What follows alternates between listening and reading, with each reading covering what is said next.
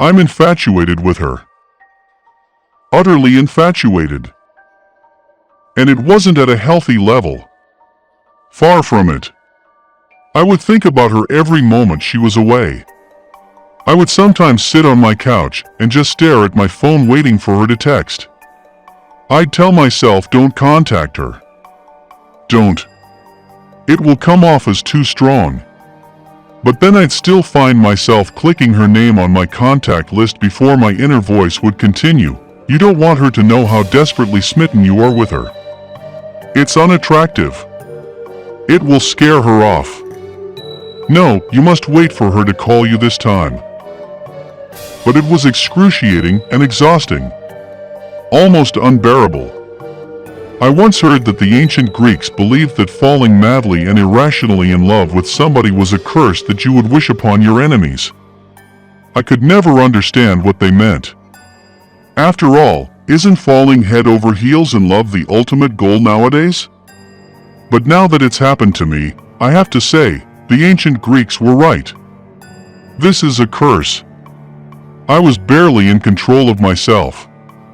Almost as though my infatuation with her had possessed me. The two of us were sexually active together, but still in the dating phase. We were at that make or break era of a blossoming relationship where we'd either have the talk and formally be in a relationship, or we'd start to slowly drift apart. The latter of which I don't think I'd be able to cope with. Honestly, I wouldn't be able to. Almost everything about her captivated me. The way she held her hand over her mouth when she laughed. How she'd caress the pendant of her necklace when she was frightened. How she'd twirl her hair in her finger when she was excited. All of it. Her smell. Her smile. Her eyes. Yeah, I know. It probably makes you sick reading about it. I feel the same way. I was never the hopeless romantic type. But now I can't stop fantasizing about her. I'd think about us doing the long 3-hour hike up to that magnificent view from one of our first dates. To that first kiss, as we overlooked the lights of the city. But this time I'd get down on one knee, bring out the ring and, well, you know what would happen next. Alright, fine. I'll stop. Yes, this is a girl I'd only been casually dating for a couple of months. I shouldn't be thinking about proposing yet. I know that. I'm just barely able to control myself any longer. I feel as though I'm losing power over the decisions I make. And that brings me to why I'm here writing this out at the moment. It started with the first real thing that troubled me about her. We'd never actually spent a night together. No matter how late she was over, once either of us showed signs of being tired, she'd up and leave. She wouldn't leave awkwardly or in anger. Just a casual kiss goodnight, a smile, and a call me soon. It was something I didn't really even notice the first few times she did it. But after almost 8 weeks of dating, it was becoming strange. I'd have to ask her about it. It took drinking almost an entire bottle of wine before I had the courage to do it. She looked almost defeated when I asked and lowered her eyes in embarrassment. I knew this talk would come eventually, she started. She took in a deep breath with a long drawn-out exhale. Recently, she paused again. I've started talking in my sleep. She shook her head in embarrassment. It's called somniloquy, I looked it up. I shrugged and laughed out loud. My demeanor seemed to say that's it? No, Stephen, listen, she said. She wasn't laughing. It's bad. It's completely out of control. It's not just random words or gibberish. No. It's horrible. I say horrible, disgusting things. She was starting to raise her voice, breath heavy, and tear up. I approached her and held her. I told her it couldn't be that bad. I told her to spend the night. I told her she was probably exaggerating. I was wrong. That night she stayed at my house. But she warned me of something before falling asleep. Whatever you do, don't wake me up. It makes me really scared and disoriented if that happens. And don't respond to me. Just ignore it. I nodded and agreed. If it becomes too much, she continued, just leave the room and sleep on the couch. I won't mind. I told her not to worry about it. I told her that it wouldn't be a big deal. I told her I wouldn't leave to the couch. I'd stay beside her in the bed. But I was wrong. I couldn't even last one night. We both fell asleep without incident. I don't know how many hours passed, but I woke up in the dark with the sensation that someone was watching me. And then I remembered. She was with me. She was actually spending the night. I smiled. But then I noticed the shadowy outline of her sitting up on the bed. She was looking down at me. Staring. It creeped me out. I'll admit it. Her posture was entirely different. It was as though it wasn't even her at all. Then she spoke. It wasn't her voice that I heard. It was much lower and gravelly, like something out of a horror movie. I'll chew the skin from your bones, she said. I froze. At first, I just kept looking at her. This was not at all what I expected.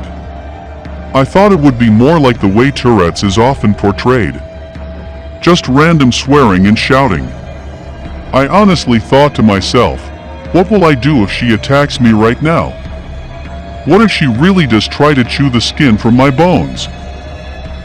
But then she just lied down and went back to sleep. I was creeped out. I tried to lie back down and ignore her but struggled.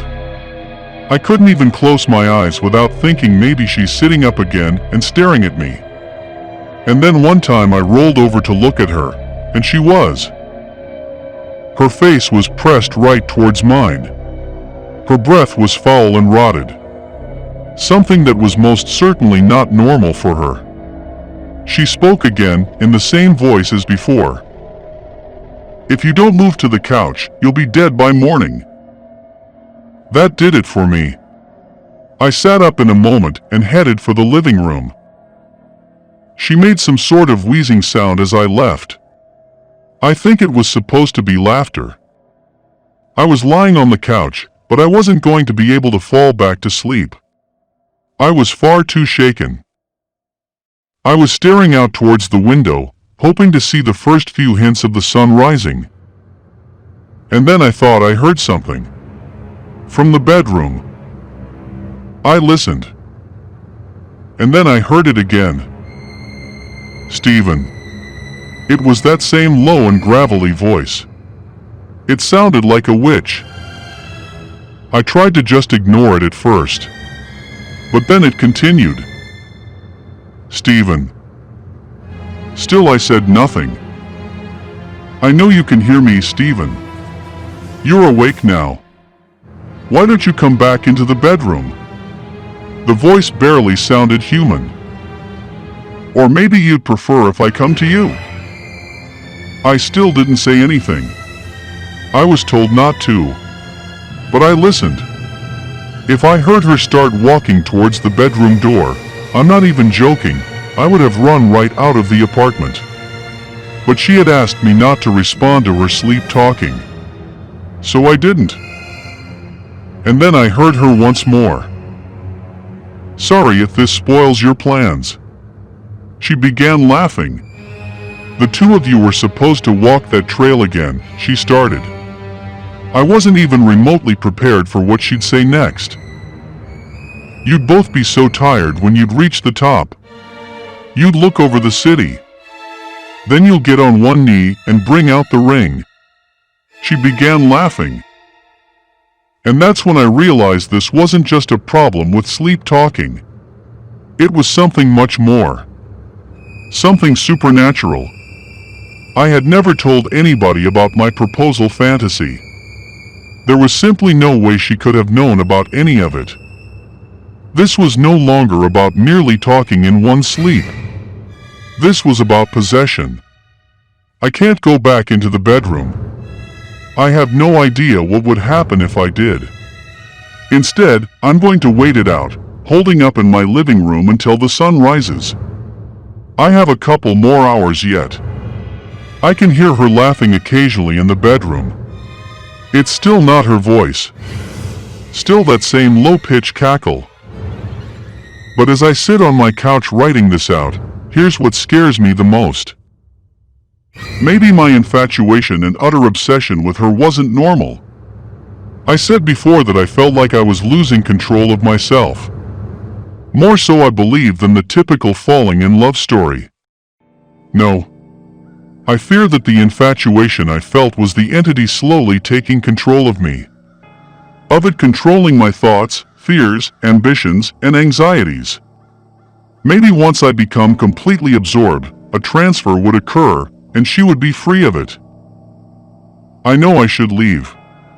That I should open the front door, get in my car, and drive away from here.